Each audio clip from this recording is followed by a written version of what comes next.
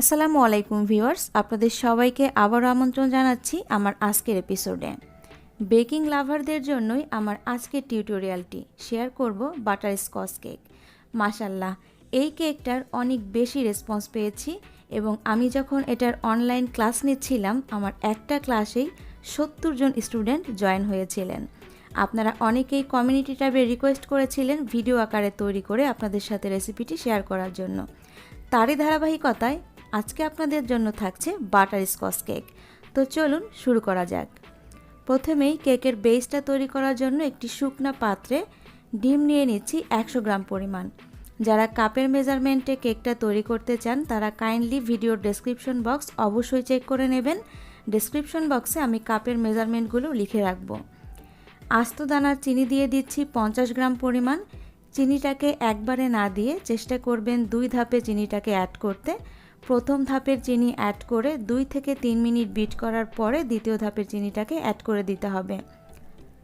সম্পূর্ণ চিনিটুকু দিয়ে মিনিমাম 5 থেকে 7 মিনিট বিট করে নিতে হবে, কিংবা যতক্ষণ না পর্যন্ত ফোমি একটা স্ট্রাকচার হয়ে আসে। এই পর্যায়ে দিয়ে দিচ্ছি বাটার স্কচ ইমালশন 5 গ্রাম পরিমাণ। যারা বাটার স্কচ ইমালশন খুঁজতে খুঁজতে হয়রান হয়ে গিয়েছেন তারা ফেসবুকে কেক ক্রাফট বিডি পেজে নক দিতে পারেন, অথবা টেস্টিয়া পেজে নক দিতে পারেন, অথবা গুলশান ডিএনসিসি মার্কেটে মোল্লা স্টোরে খোঁজ করলেই কিন্তু বাটার স্কচ ইমালশন পেয়ে যাবেন। তো আমরা প্রথম ধাপে ডিমের ম্যারাংটাকে খুব ভালো মতো তৈরি করে নিলাম। ডিমের ম্যারাংটা ঠিক কীরকম হবে আমি আপনাদেরকে একটু ক্লোজ ক্যামেরায় দেখিয়ে দিচ্ছি। এই পর্যায়ে শুকনো উপকরণগুলোকে মেশানোর পালা। একটা চালনিতে ময়দা নিয়ে নিচ্ছি 40 গ্রাম পরিমাণ এবং কর্নফ্লাওয়ার নিয়ে নিচ্ছি 10 গ্রাম পরিমাণ। আরও অ্যাড করে দেব বেকিং পাউডার 2 গ্রাম পরিমাণ। আবারও বলছি, যারা কাপের মেজারমেন্টে করতে চান তারা অবশ্যই ভিডিওর ডেসক্রিপশন বক্স একটু কষ্ট করে চেক করে নেবেন। শুকনো উপকরণগুলোকে একবারে না দিয়ে চেষ্টা করবেন 2 বারে মিক্স করে নিতে, এবং ভিডিওতে দেখানো নিয়ম অনুসারে ফোল্ডিং মেথডে মিক্স করে নিতে হবে। কোনো ক্রমেই যেন ওভার মিক্স না হয় এবং খুবই ধৈর্য সহকারে একটু সময় নিয়ে এই মিক্সিংটা করার ট্রাই করবেন। আবারও আমি পরবর্তী ধাপে শুকনো উপকরণগুলোকে দিয়ে নিলাম এবং আবারও একই প্রসেসে ফোল্ডিং মেথডে মিক্স করে নিলাম। আজকের কেকটাকে তৈরি করার জন্য আমি 7 ইঞ্চি একটা রাউন্ড কেক মোল্ড নিয়ে নিয়েছি এবং মোল্ডের নিচের সাইডে বেকিং পেপার দিয়ে নিয়েছি। মোল্ডের চারপাশে কিংবা মোল্ডের নিচে কিন্তু আমি কোনো ধরনের তেল কিংবা বাটার ব্রাশ করে নেইনি। একটা কাঠি দিয়ে ভালো মতো ফ্লাপ করে দিচ্ছি। এবার প্যানটাকে ধরে একটু ট্যাপ করে 160 ডিগ্রি প্রিহিটেড ওভেনে আপ ডাউন হিট অন করে বেক করে নেব 25 মিনিটের জন্য। 25 মিনিট পরে ওভেনটা যখন বন্ধ হয়ে যাবে আমি বন্ধ ওভেনের মধ্যেই কেকটাকে রেখে দিয়েছিলাম 5 মিনিটের জন্য, এবং 5 মিনিট পরে গরম কেকটাকে আমি বের করে গরম অবস্থাতেই ঢেকে নিচ্ছি। এভাবে করে কেকটাকে একদম ঠান্ডা হওয়া পর্যন্ত ঢেকে রাখতে হবে, এতে করে আপনার কেকের সফটনেস ভাব বজায় থাকবে। বাটার স্কচ তৈরি করার জন্য একটি ফ্রাই প্যানে নিয়ে নিচ্ছি কাজু বাদাম 1/3 কাপ পরিমাণ। অবশ্যই এই রেসিপিতে কাজু বাদামই ব্যবহার করতে হবে, অন্য কোনো বাদাম নিলে কিন্তু বাটার স্কচের আসল ফ্লেভারটা পাবেন না। 2 থেকে 3 মিনিট একটু ভালো মতো ভেজে নিচ্ছি, কিংবা যতক্ষণ না পর্যন্ত একটু ক্রাঞ্চি হয়ে আসছে এবং একটু সোনালি কালার ধারণ করছে। নামিয়ে নিলাম। এই পর্যায়ে ওই ফ্রাই প্যানে দিয়ে দিচ্ছি 1/4 কাপ পরিমাণ আস্ত দানার চিনি। চিনিটাকে জাস্ট আমরা একটু ক্যারামেল করে নেব। আর এই পর্যায়ে শুরু থেকে শেষ পর্যন্ত চুলার হিট মিডিয়ামে রাখতে হবে। যখন ক্যারামেলটা হালকা সোনালি কালার ধারণ করলো তখন আমি যেই আগে থেকে ভেজে রাখা কাজু বাদামগুলো ছিল সেগুলো দিয়ে দিলাম এবং খুব ভালো মতো নেড়ে মিক্স করে নিচ্ছি। এই পর্যায়ে চুলার হিটটা কিন্তু আমি অফ করে দিয়েছি। একদম শেষ মুহূর্তে বাটার দিয়ে দিচ্ছি 1 চা চামচ পরিমাণ। আমি আনসল্টেড বাটার ব্যবহার করেছি, আপনারা চাইলে সল্টেড বাটারও ব্যবহার করতে পারেন। খুব ভালো মতো নেড়ে মিশিয়ে নিয়ে এবার এই মিশ্রণটাকে ছড়ানো একটা পাত্রে ঢেলে দিতে হবে এবং অপেক্ষা করতে হবে ঠান্ডা হওয়া পর্যন্ত। আনুমানিক 10 থেকে 15 মিনিট সময় লাগতে পারে। যখন এই মিশ্রণটা একদম ঠান্ডা হয়ে যাবে তখন অনেকটাই শক্ত হয়ে যাবে, আর এই শক্ত মিক্সারটাকেই আমরা একটি মিক্সার গ্রাইন্ডারের মধ্যে দিয়ে হালকা একটু ব্লেন্ড করে নেব। তবে খুব বেশি কিন্তু ব্লেন্ড করে ফেলা যাবে না, একটু ক্রাশ করে নিতে হবে। আর এই বাটার স্কচটা এভাবে তৈরি করে আপনারা রুম টেম্পারেচারেই এয়ারটাইট বক্সে সংরক্ষণ করতে পারবেন মিনিমাম 7 দিনের জন্য। তো আমাদের বাটার স্কচ বানানো শেষ, এবার চলে যাচ্ছি বাটার স্কচ ক্রিম তৈরিতে। শুকনা একটা মিক্সিং বলে একদম বরফ ঠান্ডা হুইপ ক্রিম নিয়ে নিচ্ছি 1 কাপ পরিমাণ। আমি এভার হুইপের হুইপ ক্রিম ব্যবহার করেছি। বিটারের একদম মিডিয়াম স্পিডে বিট করে নেব যতক্ষণ না পর্যন্ত হালকা একটু ঘন হয়ে আসছে।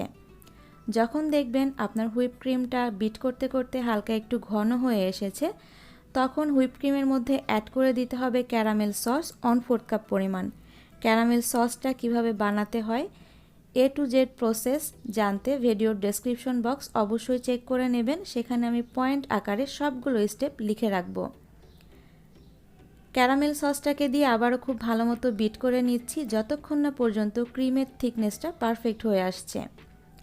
এই পর্যায়ে দিয়ে দিচ্ছি বাটার স্কচ ইমালশন 1/2 চা চামচ পরিমাণ। যেহেতু butterscotch cake, butterscotch ক্রিমে একটা বাটার স্কচের বাড়তি ফ্লেভার থাকবে, এটাই স্বাভাবিক। বিট করে নিলাম এবং এরই মাঝে আমাদের ক্রিমটাও রেডি। এবার কেকটাকে ফ্রস্টিং করে নিচ্ছি। আমি অফ স্ক্রিনে কেকটাকে স্লাইস করে নিয়েছিলাম, কারণ আমি অধিকাংশ বেকিং ভিডিওতেই কেক স্লাইসিং দেখিয়ে থাকি, তাই এটা আর বিশদভাবে দেখাচ্ছি না। টার্নিং টেবিলে হালকা একটু ক্রিম মেখে নিয়ে উপরে কেকের একটা স্লাইস দিয়ে একটু সুগার সিরাপ ব্রাশ করে নিলাম এবং উপর দিয়ে ক্রিমের একটা লাইন টেনে নিচ্ছি। আজকের কেকটাকে তৈরি করার জন্য আমি 1 টেবিল চামচ চিনি এবং 2 টেবিল চামচ পানি মিক্স করে জাস্ট গুলিয়ে নিয়েছি, আর তাতেই কিন্তু এই কেকটার জন্য সুগার সিরাপ একদম রেডি। উপরের ক্রিমটাকে দিয়ে প্যালেট নাইফ দিয়ে খুব ভালো মতো সমান করে নিচ্ছি। এবার দিয়ে দিচ্ছি ক্যারামেল সস। ক্যারামেল সসটাকে আমি একটা পাইপিং ব্যাগে নিয়ে নিয়েছি এবং হালকা হাতে লাইন টেনে নিলাম। আর প্রত্যেকটা লেয়ারে ঠিক যেমনটা ভিডিওতে দেখতে পাচ্ছেন বাটার স্কচ ছড়িয়ে দিতে হবে এবং উপরের লেয়ারের কেকটাকে দিয়ে একটু চেপে বসিয়ে দিচ্ছি। আবারও আমরা সুগার সিরাপ ব্রাশ করে দিচ্ছি। অতিরিক্ত সুগার সিরাপ দেওয়ার কোনোই দরকার নেই, যতটুকু লাগবে ঠিক ততটুকুই অ্যাড করতে হবে। আর 4 সাইড দিয়ে আমি একটি পাইপিং ব্যাগের সাহায্যে ক্রিমটাকে লাইন টেনে নিচ্ছি। এতে করে আপনার ক্রিমের ওয়েস্টেজ কম হবে এবং খুব দ্রুতই আপনারা কেকটার ফিনিশিং আনতে পারবেন। প্যালেট নাইফ দিয়ে একটু চেপে বসিয়ে দিলাম। এবার উপরের সাইডেও আমি পাইপিং ব্যাগ দিয়ে খুব ভালো মতো ক্রিমের লাইন টেনে নিচ্ছি।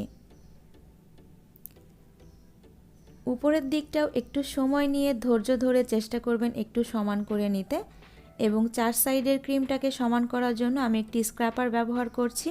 কারো হাতের কাছে স্ক্র্যাপার না থাকলে কেউ চাইলে এই ফিনিশিংটা ভিজিটিং কার্ড দিয়েও কিন্তু এনে নিতে পারেন। উপরের সারফেসটাও আমি একটু সমান করে দেওয়ার চেষ্টা করছি।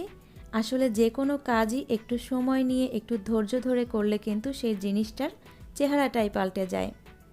উপরের সারফেসটা ফাইনাল ফিনিশিং দেওয়ার জন্য আমি একটি প্যালেট নাইফ দিয়ে ক্রিমটাকে টেনে নিলাম এবং উপরের দিকটা আরও একটু সুন্দর দেখানোর জন্য আমি ক্যারামেল সস লাইন টেনে নিলাম।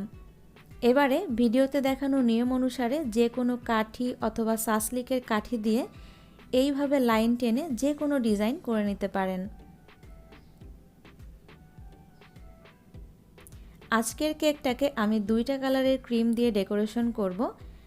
বাটার স্কচের যেই ক্রিমটা তৈরি করেছিলাম সেখান থেকে অর্ধেকটা অংশ দিয়ে আমি সাদা কালারের ফুল করে নিচ্ছি। আর আজকের ফুলগুলোকে করার জন্য আমি ক্লোজ স্টার নজেল ইউজ করেছি, একদম ছোটো সাইজেরটা।